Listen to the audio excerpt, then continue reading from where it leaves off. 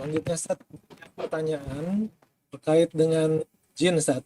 Ya, Dia kalau Anda simpulkan, mohon penjelasan dari Ustaz. Ciri-ciri orang yang terkena gangguan jin. Apa yang mesti dilakukan kalau memang mereka terkena jin? Apa yang mesti dilakukan kalau sudah terlanjur eh, menggunakan dukun Ustaz? Datangi dukun. Afadol Ustaz. nah, barakallahu fikum. Hibati fillah. Kalau bicara apa ciri-ciri orang yang terkena jin, terkena gangguan jin. Ya, ada perubahan di diri dia. Perubahan yang tidak semestinya. Dia nggak kayak gitu. Ada orang yang tahu-tahu menutup diri. Ada apa dia? Atau ada orang-orang yang marah-marah tanpa sebab. Atau ada orang yang ngomong sendiri.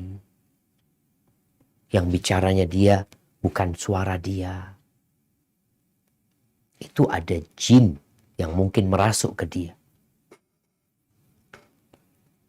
Maka apa yang harus dilakukan sebenarnya?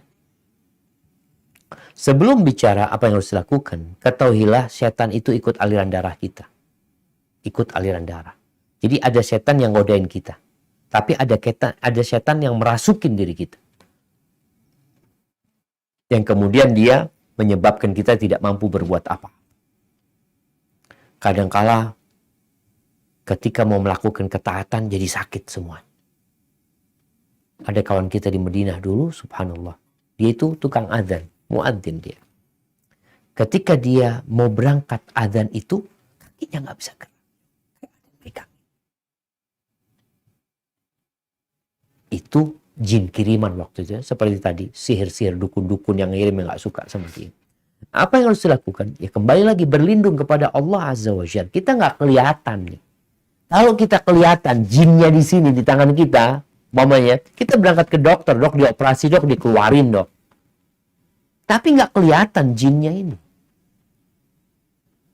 Dia ngelihat kita nggak kelihatan sama dia. Apa yang harus kita lakukan? Meminta perlindungan kepada Allah. Minta perlindungan sama Allah Azza wa Jalla. Dengan cara meruqyah diri kita. Membaca zikir pagi dan petang. Membaca Al-Baqarah, baca. Capek baca Al-Baqarah. Dengerin. Syekh yang baca, antum yang nyimak. Setelah semangat lagi, antum yang baca.